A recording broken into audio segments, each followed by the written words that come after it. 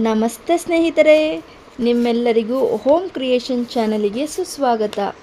ಇವತ್ತು ನಮ್ಮ ಚಾನಲ್ನಲ್ಲಿ ಟ್ರೆಡಿಷ್ನಲ್ ಕ್ರ್ಯಾಬ್ ಕರಿ ಹೇಗೆ ಮಾಡೋದು ಎಂದು ನೋಡೋಣ ಬನ್ನಿ. ಈಗ ನಾನು 1 kg ಆಗಷ್ಟು ಕ್ರ್ಯಾಬ್ನ ತೊಗೊಂಡಿದ್ದೀನಿ. ಅದನ್ನು ಚೆನ್ನಾಗಿ ವಾಶ್ ಮಾಡಿ ಅದಕ್ಕೆ ಬೇಕಾದಷ್ಟು ಉಪ್ಪು, ಖಾರದ ಪುಡಿ ಮತ್ತು ಅರಿಶಿನ ಹಾಕಿ ಒಂದು 10 ಮಿನಿಟ್ಸ್ ಮ್ಯಾರಿನೇಟ್ ಆಗೋದಕ್ಕೆ ಬಿಟ್ಟಿದ್ದೆ. ಈಗ ನಾನು ಅದಕ್ಕೆ ಒಂದು ಪೂರ್ತಿ ನಿಂಬೆಹಣ್ಣನ್ನ ಕಟ್ ಮಾಡಿ ಅದರ ರಸನ ಆ್ಯಡ್ ಮಾಡಬೇಕಾಗತ್ತೆ.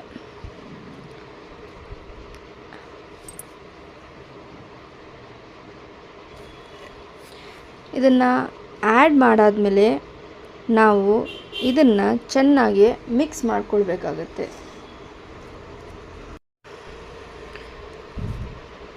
ಇದನ್ನು ಇದೇ ರೀತಿ ಚೆನ್ನಾಗಿ ಮಿಕ್ಸ್ ಮಾಡಿದ ಮೇಲೆ ಒಂದು ಸ್ವಲ್ಪ ಹೊತ್ತು ನೀವು ಮಸಾಲ ರೆಡಿ ಮಾಡ್ಕೊಳ್ಳೋವರೆಗೂ ಪಕ್ಕಕ್ಕೆ ಇಟ್ಕೊಳ್ಳಿ.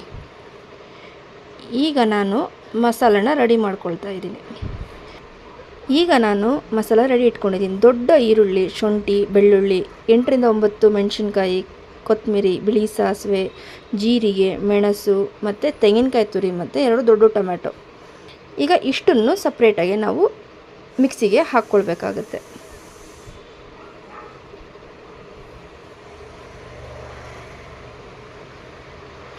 ಒಂದು ಮಿಕ್ಸಿ ಜಾರ್ ತೊಗೊಂಡು ಇದೆಲ್ಲನೂ ಹಾಕ್ಕೋಬೇಕು ನಾವು. ಇದರ ಜೊತೆಲಿ ಇನ್ನೊಂದು ಏನಂದರೆ ನಾನು ಒಂದು 1/4 ಚಮಚದಷ್ಟು ಗಸಗಸೆನೂ ಹಾಕಿದ್ದೀನಿ. ಇದು ನಿಮಗೆ ಸ್ವಲ್ಪ ಸಾರು ತಿಕ್ನೆಸ್ ಕೊಡುತ್ತೆ, ಅದರಿಂದಾಗಿ ಹಾಕಿದ್ದೀನಿ.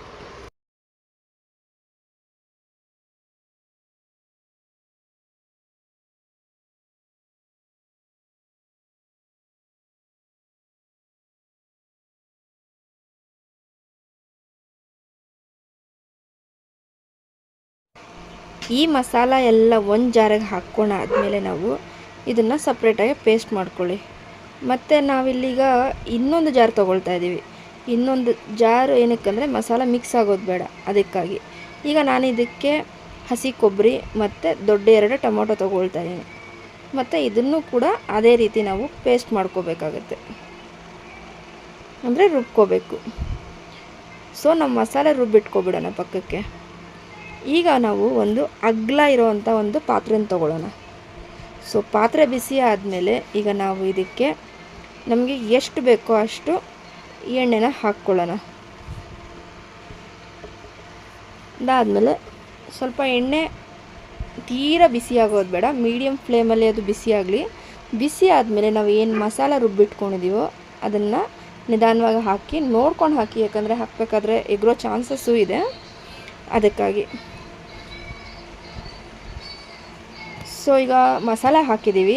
ಅದೇ ಮಿಕ್ಸಿ ಜಾರ್ಗೆ ಒಂದು ಸ್ವಲ್ಪ ನೀರು ಹಾಕಿ ಚೂರು ಮಿಕ್ಸ್ ಮಾಡಿ ಅದೇ ಪಾತ್ರೆಗೆ ಹಾಕ್ಕೊಳ್ಳಿ, ಯಾಕಂದರೆ ಮಸಾಲ ವೇಸ್ಟ್ ಆಗಬಾರ್ದು ಅನ್ನೋ ರೀತಿ. ಎಲ್ಲ ಹಾಕಿದ್ಮೇಲೆ ಒಂದು ಸಲ ಇದನ್ನು ಚೆನ್ನಾಗಿ ಮಿಕ್ಸ್ ಮಾಡ್ಕೊಳ್ಬೇಕಾಗತ್ತೆ, ಇದೇ ರೀತಿ.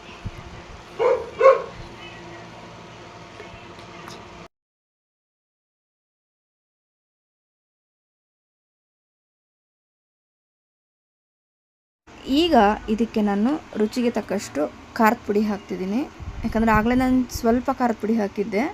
ಈಗ ನಮಗೆ ಎಷ್ಟು ಖಾರ ಬೇಕೋ ಅಷ್ಟು ಖಾರದ ಪುಡಿ ಹಾಕ್ಕೊಂಡಿದ್ದೀನಿ. ಅದಕ್ಕೆ ಒಂದು ಚಿಟಿಕೆ ಅರಿಶಿಣ ಮತ್ತು ರುಚಿಗೆ ತಕ್ಕಷ್ಟು ಉಪ್ಪು ಹಾಕ್ಕೊಳ್ತಾ ಇದ್ದೀನಿ. ಸೊ ನೋಡ್ಕೊಂಡು ಹಾಕ್ಕೊಳ್ಳಿ, ಯಾಕಂದರೆ ನಾವು ಬಿಫೋರೂ ಮ್ಯಾರಿನೇಟ್ಗೋಸ್ಕರ ಹಾಕಿದ್ವಿ, ಅದಕ್ಕಾಗಿ.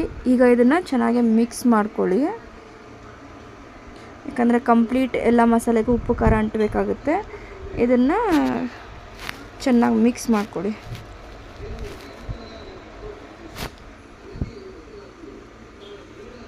ಈಗ ಇದನ್ನು ಒಂಚೂರು ಸಿಮ್ಮಲ್ಲೇ ಕುದಿಯೋದಕ್ಕೆ ಬಿಟ್ಕೊಳ್ಳಿ.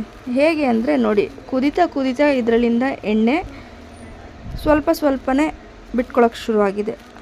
ಹಾಗೆ, ಯಾಕಂದರೆ ಇದರಲ್ಲೇ ನಮ್ಗೆ ಗೊತ್ತಾಗುತ್ತೆ ಮಸಾಲೆ ಎಷ್ಟು ಬೆಂದಿದೆ ಏನು ಅನ್ನೋದು.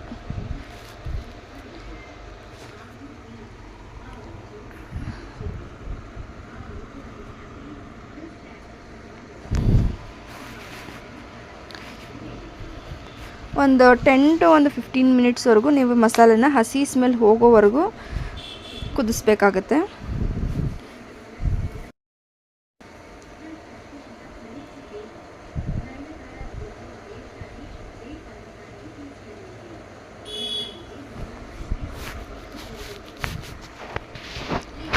ಈಗ ನೋಡಿ ಕಂಪ್ಲೀಟ್ ಎಣ್ಣೆ ಹೊರಗೆ ಬಂದಾಗಿದೆ. ಈಗ ನಾವು ಏನು ಮ್ಯಾರಿನೇಟ್ ಮಾಡಿ ಇಟ್ಕೊಂಡಿದ್ವಲ್ಲ ಕ್ರ್ಯಾಬ್ನ, ಅದನ್ನು ಇದಕ್ಕೆ ಹಾಕ್ಕೊಳ್ಳಿ. ಅದಾದಮೇಲೆ ಇದೇ ಪಾತ್ರೆಗೆ ಒಂಚೂರು ನೀರು ಹಾಕಿ ಮಿಕ್ಸ್ ಮಾಡಿ ಮತ್ತು ಅದಕ್ಕೆ ಹಾಕ್ಕೊಳ್ಳಿ.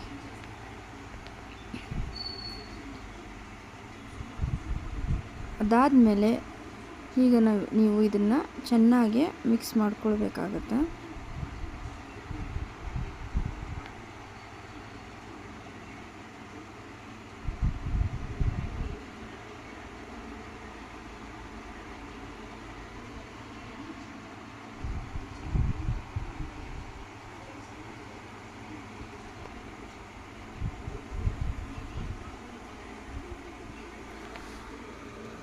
ಇದನ್ನು ನಾವು ಮಿಕ್ಸ್ ಮಾಡಬೇಕಾದ್ರೆ ಹೈ ಫ್ಲೇಮಲ್ಲಿ ಇಟ್ಕೊಂಡು ಮಿಕ್ಸ್ ಮಾಡಬೇಕಾಗತ್ತೆ.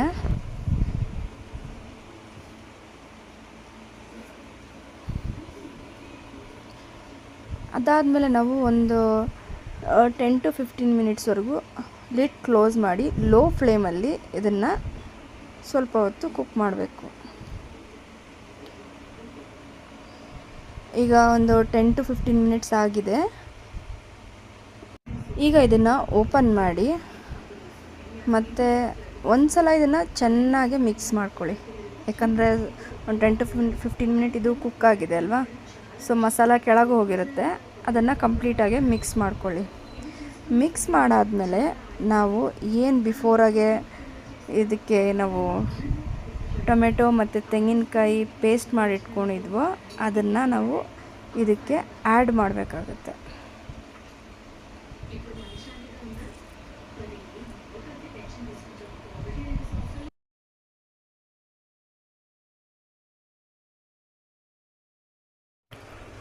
ಆ್ಯಡ್ ಮಾಡಾದಮೇಲೆ ಅದೇ ಬಟ್ಲಿಗೆ ಒಂಚೂರು ನೀರು ಮಿಕ್ಸ್ ಮಾಡಿ ಹಾಕಿ.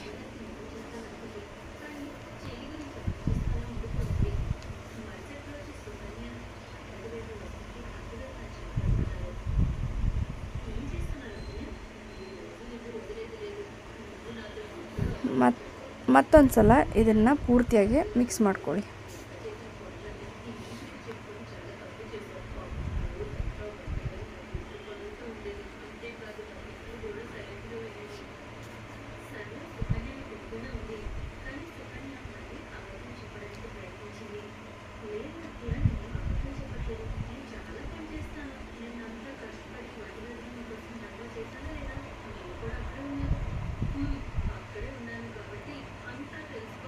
ನೋಡಿ ಕಂಪ್ಲೀಟಾಗಿ ಮಿಕ್ಸ್ ಆಗಿದೆ. ಈಗ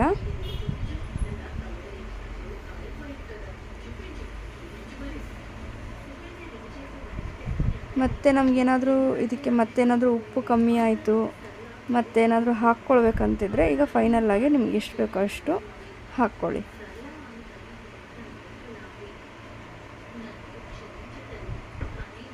ಇದು ಒಂದು ಸ್ವಲ್ಪ ಈಗ ಕುದಿ ಬಂದಮೇಲೆ ಇದಕ್ಕೆ ನಾವು ವಾಟರ್ ಆ್ಯಡ್ ಮಾಡಬೇಕು.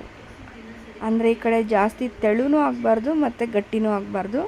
ಸೊ ನೋಡ್ಕೊಂಡು ನಮಗೆ ಎಷ್ಟು ಥಿಕ್ನೆಸ್ ಬೇಕೋ ಅಷ್ಟಕ್ಕೆ ಮಾತ್ರ, ಆ ಕ್ವಾಂಟಿಟಿ ಅಷ್ಟು ಮಾತ್ರ ವಾಟರ್ ಆ್ಯಡ್ ಮಾಡಬೇಕು. ಈಗ ನಾನಿಲ್ಲಿ ಒಂದು 1/2 ಲೀಟರಷ್ಟು ವಾಟರ್ ಆ್ಯಡ್ ಮಾಡಿದ್ದೀನಿ. ಈಗ ನಾನು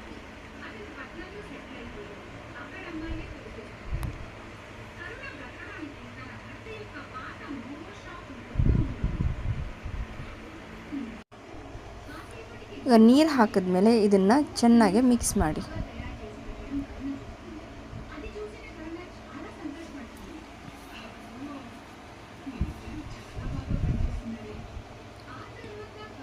ನೋಡಿ ಈಗ ಇಷ್ಟು ಥಿಕ್ನೆಸ್ ಇದೆ.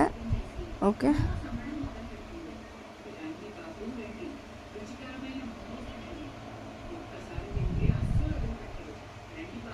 ಸೊ ಇದನ್ನು ಒಂದು 20 ಮಿನಿಟ್ಸ್ ಲಿಡ್ ಕ್ಲೋಸ್ ಮಾಡಿ ಕುಕ್ ಆಗಿಬಿಡಿ. ಹೈ ಫ್ಲೇಮ್ ಇರಲಿ.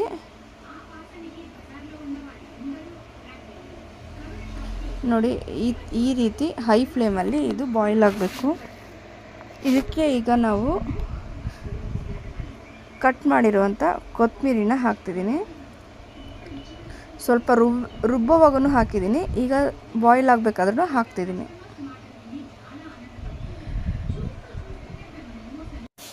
ಇದನ್ನು ಇದೇ ರೀತಿ ಚೆನ್ನಾಗಿ ಮಿಕ್ಸ್ ಮಾಡಿ ಅರೌಂಡ್ ಲೈಕ್ 20 ಮಿನಿಟ್ಸ್ ನೀವು ಮೀಡಿಯಮ್ ಫ್ಲೇಮಲ್ಲಿ ಕುಕ್ ಮಾಡಬೇಕಾಗುತ್ತೆ.